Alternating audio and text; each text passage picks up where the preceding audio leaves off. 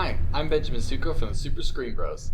Recently, we've been live streaming a lot of our local competitions on this channel, and we've gotten a lot of questions about how people can live stream their own events. Well, we're here today to answer just that. Here's how you can live stream your FTC competitions.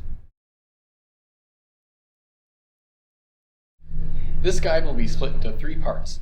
First part will cover hardware, second part will cover software, and the third part will cover advanced features needed to live stream 2 fields at the same time. First up is getting all the parts you need. We'll have links in the description to the exact things that we use, along with some cheaper alternatives if we are able to find them. First, we'll start off with the cameras. You can use just one if you want, but we found that using 2 cameras faced 90 degrees like this helps to capture better footage of the teams driving the robots.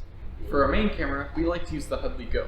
We like this because it's a wide-angle camera, which allows us to get the entire field in one shot without having to go too far away, though we do still place it up on top of a microphone stand.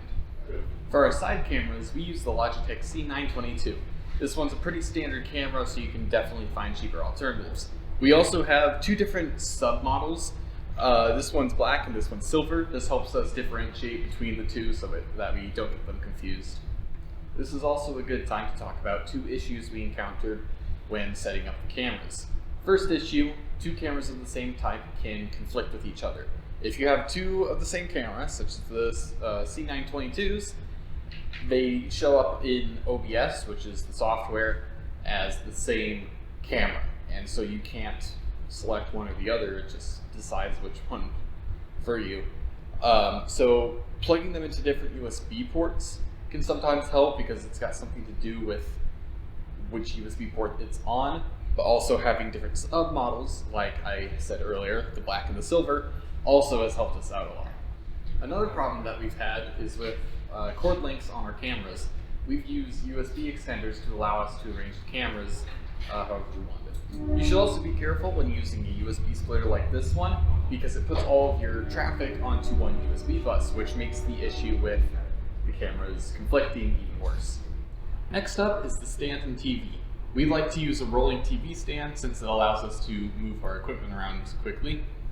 What you want to look for in a TV stand is this little camera mount up here. We don't actually use it for a camera, we use it for a little speaker bar, but if it has this camera mount, that means it has the rest of the hardware that you can use to attach the microphone stand up, as seen right here. You also want to look for this sort of mount on a stand or your TV. This is called a Versa mount, I believe, and it's a pretty standard mount, so just make sure that whatever TV you have or get and whatever stand you have or get has this mount. Now on to mounting your cameras. We use a microphone stand for our main camera, the Hudley Go. It allows us to get a nice bird's eye view, and it's just generally a great setup for our main field camera. We then send the wire down the stand using these little clips that you can see. Having some of these clips is very nice to help route all your wires from all your cameras. For the side cameras, we like to use these little ball joint mounts. This allows us to move them any way we want to, really.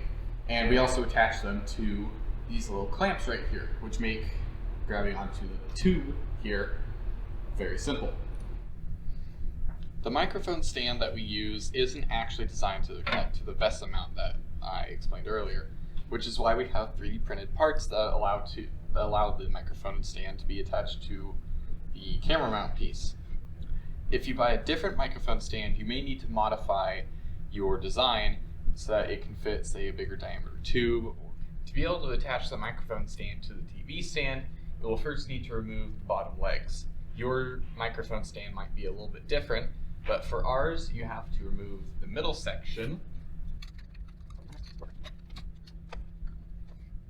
like this, to be able to get the legs off.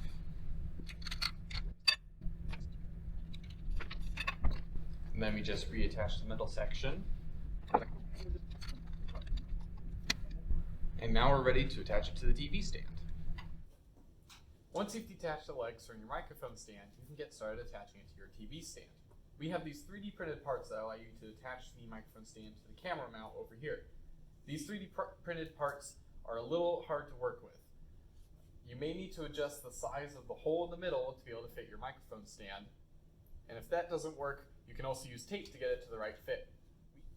We typically wrap tape around the microphone stand once and then put more tape going vertically so that it creates a little bit of a ramp so it's easier to get into the part.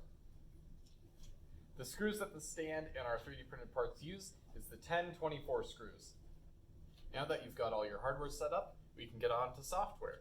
The next part will be coming out shortly, and if it's already out, it will be in the description below. Thanks for watching. Oh man. Oh, that's weird. That's